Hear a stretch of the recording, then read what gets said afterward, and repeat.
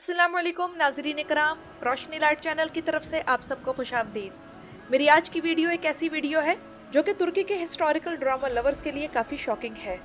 और तफसील की तरफ बढ़ूंगे मैं इस खबर से कि एक तुर्क सहाफ़ी जिनका नाम देदी कोदोचुचुक है, उन्होंने परसों एक पोस्ट की कि तुर्की में एक तारीखी सीरीज़ के बारे में दावा किया जा रहा है कि वो अपने अगले सीज़न के लिए अप्रूव नहीं होगी और प्रोडक्शन कंपनी उसकी जगह एक नई सीरीज़ बनाएगी जो कि नए टाइम पीरियड को फोकस करेगी। अब हम सब जानते हैं कि इस वक्त तुर्की में सिर्फ 2 तारीखी ड्रामा सीरीज ऑन एयर हो रही हैं, जिनमें से एक का नाम कुरुलुश ओरहान और दूसरी का नाम महमद फातिल सुल्तानी है। और तब से तारीखी ड्रामों के फैंस के अकाउंट्स पर एक भौचाल आया हुआ है और अंदाजे लग रहे हैं, मुकाबले हो रहे हैं कि कौन सी सीरीज बंद होगी। तो नाज़रीन इकराम, मैं आप लोगों के सामने इन दोनों सीरीज की खूबियों और खामियों को रख दूंगी। आप लोग फैसला करें कि किस सीरीज को बंद होना चाहिए और किस सीरीज को नहीं। सबसे पहले अगर सुल्तान फातेह सीरीज की तरफ आए तो इस सीरीज के मामले में अभी तक एम्बिग्विटी है कि ये सीरीज अपने सीजन 4 के लिए रिन्यू होगी या नहीं। और अगर व्यूअरशिप काफी अच्छी रही तो फिर इस सीरीज को नए सीजन के लिए रिन्यू किया जाएगा और ये नाज़रीन इकराम अप्रैल में ही मालूम होगा।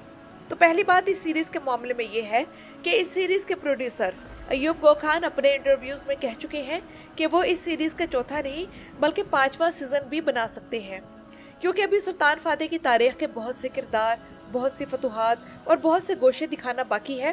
मिसाल के तौर पर हमने सुल्तान फातेह की आग कोयोनलो ओजोन हसन से दुश्मनी में नहीं देखी।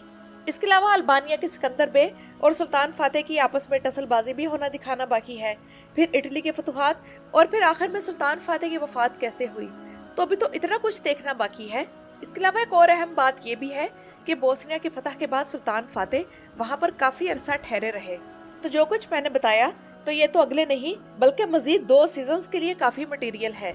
और नाज़रीन इकराम, खबर के उस पर्सपेक्टिव पर गौर करें जिसमें यह कहा गया है कि जो सीरीज बंद होगी तो प्रोडक्शन कंपनी उसकी जगह एक और नई सीरीज बनाएगी जो कि नए टाइम पीरियड को फोकस करेगी। और ज्यादा अंदाजा यही लगाया जा रहा है कि वो टाइम पीरियड सुल्तान याउस सलीम का होगा। लेकिन सोचने वाली बात यह है कि इस बात की क्या गारंटी दी जा सकती है कि वो नई सीरीज मदाहों के दिलों को अपील करेगी, क्योंकि इन 3 सालों में सुल्तान फातेह सीरीज ने अपनी एक फैन फॉलोइंग बना ली है, चाहे वो नेशनल लेवल पर हो या फिर इंटरनेशनल लेवल पर, जबकि इस सीरीज की इंटरनेशनल सेल भी बहुत अच्छी है। तो बहरहाल ये सोचना तुर्की वालों का काम है।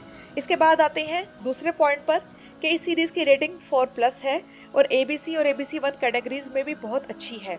और टोटल में तो ये 4+ होती है, लेकिन बाकी 2 कैटेगरीज में ये अक्सर 5+ तक चली जाती है। तो किसी भी सीरीज की कंटिन्यूटी के लिए ये बहुत अच्छी रेटिंग है। लेकिन हमें ये बात भी सामने रखनी चाहिए कि तारीखी ड्रामे बनाने पे बहुत ज्यादा पैसा खर्च होता है। तो हो सकता है कि ये रेटिंग अपने इश्तेहारात के जरिए अखराजात पूरे ना कर पा रही हो, मगर मैं यहाँ साथ साथ बताती चलूँ कि इस सीरीज की इंटरनेशनल सेल बहुत अच्छी है।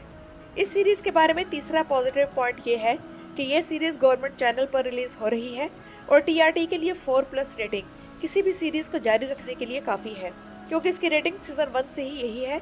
इसके बावजूद TRT ने इसके बाकी 2 सीजन दिखा दिए और मालूम यही होता है कि तुर्की में एक खास टेस्ट रखने वाले ही इस सीरीज को देख रहे हैं।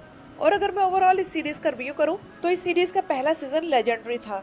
तेजी से बढ़ते इवेंट्स और कहानी को खींचे बिना उस पर मुकम्मल फोकस, जबकि वाकयात में गहरा ताल्लुक जिससे व्यूअर बोर नहीं होता था। इस सीरीज का दूसरा पार्ट भी अच्छा था और 2 एम्पायर्स के हुक्मरानों की ऐसी दुश्मनी जो असूलों और ज़ाब्तों के अंदर रहते हुए रियासती दावपेच दिखाती थी, बेहतरीन तरीके से शो की गई। लेकिन ये तीसरा सीजन वैसा नहीं था जिसकी तवक्को थी।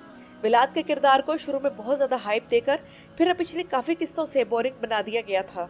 लेकिन फिर भी नाज़रीन इकराम, कहानी उस लेवल पर नहीं गिरी कि जिसकी वजह से इस सीरीज को बंद ही कर दिया जाए।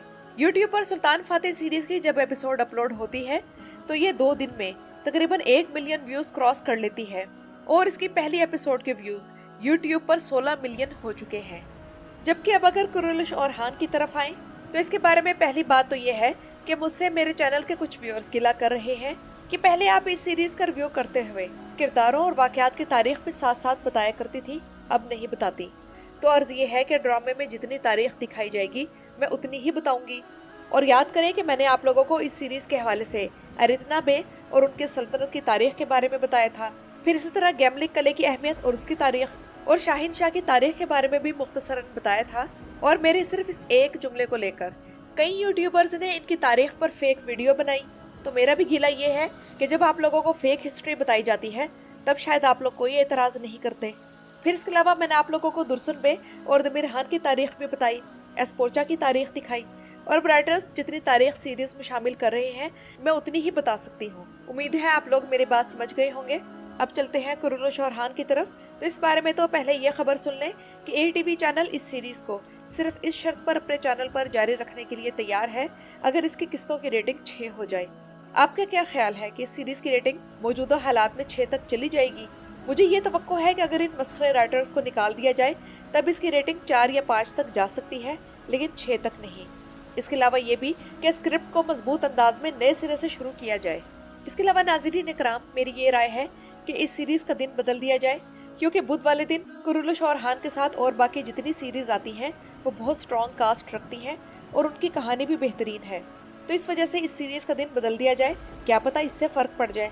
लेकिन मुझे मालूम है कि आप लोग कहेंगे कि पिछले 6 सालों से महमद बोज़दैक बुध के दिन ही अपनी तारीखी सीरीज रिलीज करते हैं और ये दिन कुरुलुश उस्मान के वक्त से ही चला आ रहा है, तो अब दिन तब्दील करना ठीक नहीं होगा। तो ठीक है, फिर महमद बोज़दैक स्क्रिप्ट ठीक करें। जबकि ओरहान सीरीज को जारी रखने की सबसे स्ट्रॉन्ग वजह यह है कि ओरहान का दौर उस्मान से भी ज्यादा तवील था और उनकी फतुहात भी उस्मान बे से ज्यादा थी। लेकिन हम जानते हैं कि इस सीरीज में ये दीन इस्लाम की सरबुलंदी, काफरों की सरजमीनों पर अल्लाह का कलमा फैलाने की कोशिश और फतुहात के बाद वहाँ इंसाफ की फराहमी दिखाने से ज्यादा लव स्टोरीज पर फोकस किया जा रहा है। ओरहान बे के पास कोई ऐसा शेख भी नहीं जो उसकी रहनुमाई कर सके, जबकि कारा खलील, जो कि ओरहान के दौर में ओरहान के बाद दूसरा अहम शख्स था, उसे हर किस्त में सिर्फ 1 या 2 जुमले दिए जाते हैं और कभी वो भी नहीं, बल्कि शामिल आप के डायलॉग्स उससे ज्यादा होते हैं। उसके साथ बिल्कुल कॉनर आल्प वाला सलूक हो रहा है। और हाँ, इस वक्त सीरीज में आकचकोजा और कॉनर आल्प को भी होना चाहिए था। और हम ये फर्क देखना चाहते थे कि उस्मानी रियासत एक कबायली दौर से एक स्टैब्लिश्ड सल्तनत कैसे बन रही है, लेकिन ओरहान को एस्पोर्चा को बचाने से ही फुर्सत नहीं। तो फिक्शन की हद तक तो सीरीज अच्छी जा रही है, लेकिन तारीख के हिसाब से नहीं। इसके अलावा एक और चीज ये भी है कि महमद बोज़दैक की नीयत पहले ही ठीक नहीं थी, इसलिए इस सीरीज को उन्होंने कोई यूनिक नाम नहीं दिया। क्योंकि अगर दिरल शारतरुल था, कुरुलुश उस्मान था, तो फिर युक्सिलिश और हान क्यों नहीं? इस सीरीज की कोई अपनी नई शिनाख्त क्यों नहीं रखी गई? इसके लिए कोई और यूनिक नाम क्यों नहीं लिया गया? इसके अलावा कोई मजबूत विलन नोयान या आया निकोला जैसा भी इसमें नहीं है, जबकि शाहीन शाह को यह सादुद्दीन को पैक की तरह दिखा सकते थे।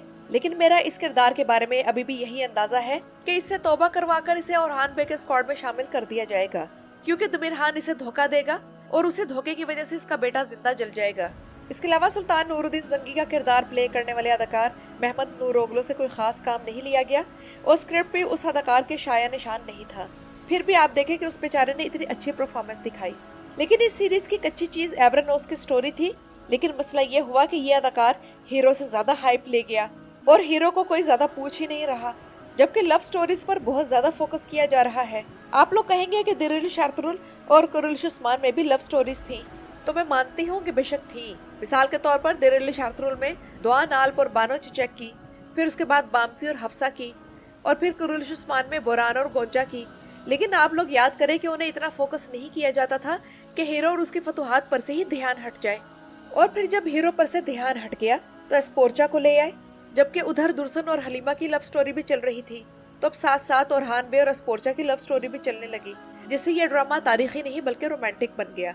और इसके अलावा नाज़रीन इकराम, ओरहान और उसकी बीवी नीलुफर के दरमियान कोई केमिस्ट्री ही नहीं। उनसे ज्यादा केमिस्ट्री तो लाउदीन और गोंजा की है। मुहासिन मुराबत अच्छी अदाकारा है, लेकिन एक बाज़ंतीनी शहजादी के तौर पर मुहासिन बिल्कुल भी ठीक नहीं थी, क्योंकि उसके चेहरे के फीचर्स बाज़ंतीनी नहीं बल्कि अरब हैं, और उसकी केमिस्ट्री भी मर्द के साथ बिल्कुल भी फिट नहीं। याद करें कि शुरू की एक वीडियो में मैंने आप लोगों को बताया था कि तुर्की में मुहासिन मुराबत के बारे में ये कहा जा रहा है कि ये मर्द यासची ओगलो की बाजी लगती है। हालांकि महमद बोज़दैक ने एक अरब अदाकारा को इसलिए इस सीरीज में शामिल किया ताकि अरबों के फैन फॉलोइंग मिल सके, लेकिन इसका नुकसान ये हुआ कि जब तुर्की के व्यूअर्स मुहासिन मुराबत पर तनकीद किया करते थे तो मुहासिन के फैंस ने उन टर्किश व्यूअर्स के साथ लड़ाइयाँ मोल लेनी शुरू कर दी, और नौबत यहाँ तक पहुँच गई कि पिछले दिनों सोशल मीडिया पर यह अफवाह फैल गई कि मर्द और मुहासिन आजकल इकट्ठे देखे जा रहे हैं। तो मुहासिन पर टर्किश फैंस के नेगेटिव कमेंट्स की भरमार हो गई, यहाँ तक कि मर्द को पब्लिकली कहना पड़ा कि वो आजकल मुहासिन के साथ नहीं बल्कि किसी और तुर्क अदाकारा के साथ रंग रलियां मना रहा है, और उसने उसका नाम भी बताया। ये मैं अपने अल्फाज में कह रही हूँ, उसने डेट का लफ्ज इस्तेमाल किया था। मेरे ख्याल में दोनों का मतलब एक ही है। चाहे आप डेट कह लो, चाहे आप रंग रलियां कह लो। एलिना बोस, जो कि इस वक्त इस सीरीज में एस्पोर्चा का किरदार अदा कर रही है, आप लोग याद करें कि पहले इसे नीलूफर का किरदार ऑफर किया गया था, लेकिन इसने इनकार कर दिया था। और मैं आज तक समझ नहीं पाई कि एलिना बोस ने नीलूफर का मेन किरदार रिजेक्ट करके एस्पोर्चा का साइड रोल क्यों कबूल किया। क्या उसे नीलूफर के किरदार में परफॉर्मेंस का मार्जिन ज्यादा नहीं मिल रहा था? तो बहरहाल एलिना बोस ना होती, कोई और टर्किश अदाकारा हो जाती, क्योंकि डायरेक्टर को नीलूफर सोच समझ कर लेनी चाहिए थी, जो कि ओरहान गाजी की पहली बीवी और सुल्तान मुराद अव्वल की वालदा थी। इसलिए ये जोड़ी इस सीरीज की अहम तरीन जोड़ी थी। इस सीरीज की अच्छी बात ये थी कि स्टार्ट में इसने 4.9 रेटिंग ली और इस सीरीज की रेटिंग 1 से लेकर 8 तक किस्तों में 4 तक ही थी। लेकिन फिर कहानी फजूल होती चली गई और एलिना बोस एस्पोर्चा के रोल में भी आ गई और तब रेटिंग 2 से 3 के दरमियान आ गई और अब 12 किस्तें गुजर चुकी हैं, तो ये 4 तक दोबारा नहीं पहुंची। इसका मतलब यह है कि ओरहान और एस्पोर्चा की केमिस्ट्री और सिनेरियो को भी तुर्कों ने पसंद नहीं किया। तो फिर तुर्कों को क्या पसंद है? तो नाज़रीन इकराम, इसका जवाब भी हमें मालूम है कि तुर्कों को उज़ाक शहर जैसे घटिया और बेहुदा लिचर ड्रामे पसंद है। इसके अलावा लगता है कि वो तारीखी ड्रामा सीरीज देख देख कर बोर हो गए हैं। तो अगर कुरुलिश और हान खत्म हो जाता है तो महमूद बोज़दाई को सोच समझ कर नई तारीखी सीरीज शुरू करनी चाहिए। और ये भी बात उन्हें जहन में रखनी चाहिए कि अगर तुर्क इन तारीखी सीरीज को इनका जायज मकाम नहीं दे रहे तो इंटरनेशनल व्यूअर्स दे रहे हैं। कुरुलिश और हान 35 मुल्कों में खरीदा जा चुका है और इसकी जब भी कोई नई एपिसोड रिलीज होती है तो वो एक दिन में ही 1 मिलियन से ज्यादा व्यूज ले लेती है। तो मौजूदा हालात में महमूद बोज़दाई को इसके अलावा और क्या चाहिए? और नाज़रीन इकराम, यहाँ आप लोगों की राय भी मेरे लिए बहुत अहम है कि आप लोग किस सीरीज को खत्म होता देखना चाहते हैं, मुझे कमेंट्स में जरूर बताइएगा। और दोनों ड्रामों के इस ओवरऑल रिव्यू से आप लोग किस हद तक मुत्तफिक हैं, इसका भी इजहार जरूर कीजिएगा।